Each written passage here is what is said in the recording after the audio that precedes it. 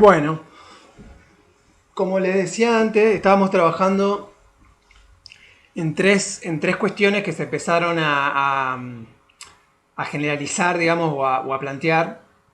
a partir de la Segunda Guerra Mundial en 1945, a mediados del siglo XX, ¿no? Primero, yo les decía la validez de las distinciones en las ciencias sociales, entre las ciencias sociales, el grado de patrimonio, que la pregunta sobre si el patrimonio heredado no era eurocéntrico o parroquial, que esa es la discusión, y por último la cuestión de la utilidad y la realidad de la distinción entre las dos culturas, digamos, ¿no? El primer planteo empezó a generalizarse en 1950, 1960, más o menos. Ya a partir de 1970, el problema de que no solamente de las ciencias sociales, sino que todo el conocimiento era eurocéntrico, empezó a plantearse con mucha intensidad, digamos, y empezó a haber un sustento empírico, digamos, en la historia de las distintas disciplinas científicas que indicaban, digamos, con claridad cómo la ciencia en general era un proyecto europeo y eurocéntrico. Y con europeo no solamente quiere, o sea, con europeo se hace una localización geográfica, pero con eurocéntrico, esa localización geográfica cumple, digamos, o asume un nuevo rol en el sentido, digamos, de que tiene que ver con un ejercicio de construcción de una jerarquía, de la jerarquía del mundo. O sea, el mundo que nosotros conocemos, que está jerárquicamente ordenado en términos económicos, no es un mundo que nació de un repollo de la noche a la mañana y de manera natural. O inclusive, efectivamente, hay diferencia. Por ejemplo, decir, es innegable la tasa de productividad de los países desarrollados comparado con la tasa de productividad de los países no desarrollados. Ahora bien, ese es, digamos, el lugar de a dónde llegaron y el lugar desde donde partieron no, digamos, no fue un desarrollo evolutivo, sino que efectivamente hubo todo un sistema de conocimiento, o sea, un sistema de conocimiento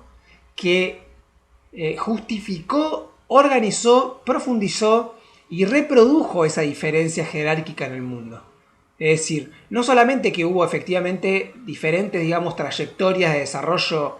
histórico-cultural entre los distintos países y las distintas regiones del mundo, sino que esos procesos de desigualdad, digamos, de desarrollo, muchas veces se vieron fortalecidos, no muchas veces, sino que se vieron fortalecidos de manera efectiva por mecanismos, digamos, geopolíticos, económicos,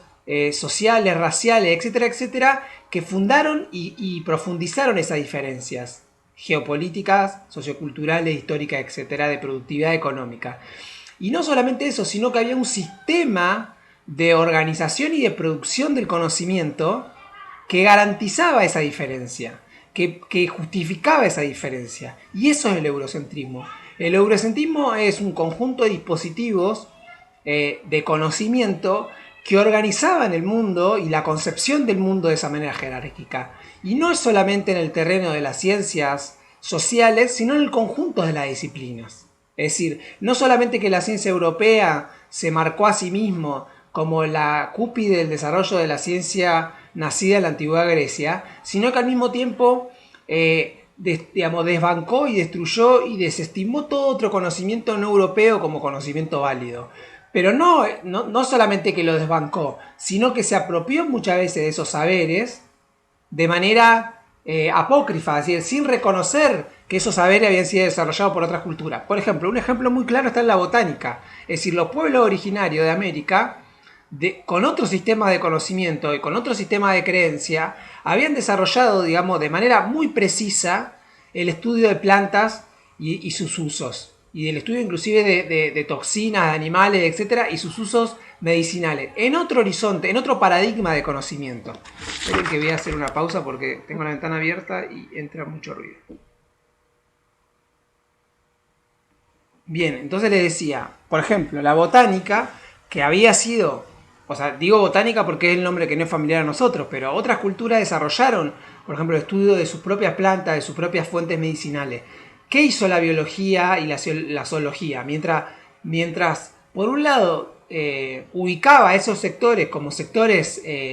no científicos, o esos saberes como saberes mágicos, animistas y no científicos y no desarrollados inferiores al saber europeo, se apropiaba de esos saberes, muchas veces de manera no reconocida, por medio de estudios antropológicos, por medio de estudios etnográficos, etcétera, que servían de pista, digamos, para después mecanismos de validación de esos saberes en el terreno de los métodos de las ciencias naturales, y se expropiaban esos saberes. Lo mismo con otras prácticas, o lo mismo en el sentido de prácticas sobre los cuerpos de esos pueblos coloniales. Es decir, en distintos cuerpos coloniales que servían como especie, digamos, de banco de pruebas de distintos saberes eurocéntricos. Lo mismo sucede con la economía, es decir, la idea de que los países periféricos tenían que ser productores de materias primas y toda una serie, digamos, de preceptos, digamos, que organizaban el conocimiento de la ciencia económica y esa división internacional del trabajo, no solamente, digamos, no era natural que respondía a un ordenamiento natural del mundo, sino que era producida y sustentada y justificada esa teoría económica coloniales. O voy a poner otro ejemplo, digamos, es decir, la ciencia de la administración no se cuestiona. Uno de los preceptos, digamos, es la división social del trabajo, es decir, donde hay un sector social rico y la desigualdad social. Es decir, ese conjunto, digamos, entonces, si una disciplina se basa sobre eso como un hecho natural y no como un hecho histórico, como un hecho social y como una construcción social y cultural, y al mismo tiempo justifica esa diferencia o la ignorancia de los pueblos africanos el racismo no era solamente algo que se producía hacia los colonos, sino que producía también dentro de las propias sociedades, digamos, americanas, una jerarquía social hacia adentro de las sociedades, donde se justificaba la falta de soberanía política de esos sectores, por ejemplo, en base a su problema racial, o el problema de lo que está recontraestudiado, la biología, por ejemplo, en el caso de la mujer, justificaba, digamos, la no posibilidad de la inferioridad de la mujer como un hecho natural, lo cual nosotros sabemos hoy se ha probado, digamos, no solamente que no tiene sustento biológico y que esas teorías son teorías que se basan, digamos, que han sido superadas por el desarrollo de la ciencia, es decir, en un concepto de ciencia no dogmática que evolucione y que piensa, sino también que fueron usadas y desarrolladas para justificar creencias y prejuicios. Entonces, bueno, esa es un poco la situación. Hace poco Elon Musk planteó, digamos, en Twitter que a ellos no le importaban dar 1.000.000 de golpes más en Bolivia con tal de garantizarse la producción de litio. Entonces fíjense cómo hoy todavía el desarrollo de determinadas tecnologías de punta en los países desarrollados también se articula con determinadas realidades sociopolíticas en los países periféricos. Y con esto no estoy haciendo un juicio de valor sobre Elon Musk, ni sobre el litio, ni sobre la producción de litio, ni sobre el gobierno de Evo Morales, que fue derrocado por medio de una especie de golpe blando, lo que sea, sino que estoy planteando, digamos, de cómo la relación entre ciencia, tecnología y sociedad sigue teniendo en el presente problemas de colonialidad. Hay una producción del saber que se articula de una colonialidad. O sea, el hecho de que la mayor parte de los científicos del mundo se concentren en un grupo de países y especialmente en Norteamérica no es un hecho solamente natural, sino que reproduce una desigualdad en el acceso al conocimiento. Entonces, esta idea, digamos, de que el conocimiento heredado era un conocimiento que representaba, digamos, una perspectiva dentro de las perspectivas posibles en el mundo. No la única ni la más avanzada, sino que mismo las propias narraciones históricas se situaban a Europa como el centro y la culminación de ese desarrollo universal. Es decir, la idea, por ejemplo, de los estados, la idea de los estados-nación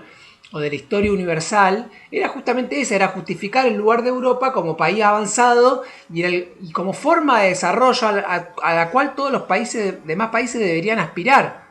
No planteando la posibilidad de que había otras posibilidades de desarrollo autónomas o alternas, es decir, distintas a la del desarrollo del capitalismo industrial.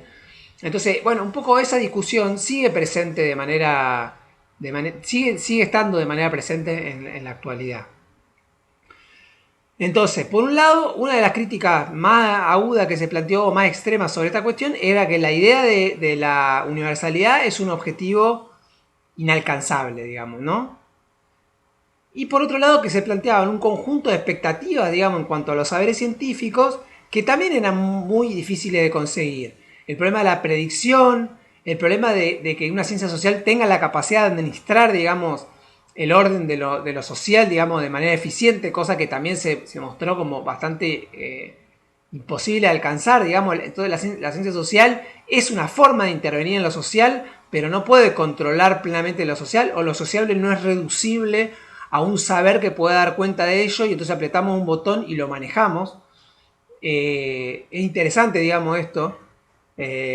Y por último, la cuestión de la cuantificación, digamos, que nos lleva a la división de ciencias sociales cuantitativas y ciencias sociales cualitativas, que está en el texto de Sampieri. Y que bueno, ahora voy a hacer otra breve pausa y voy a hacer, así hago otro videito más.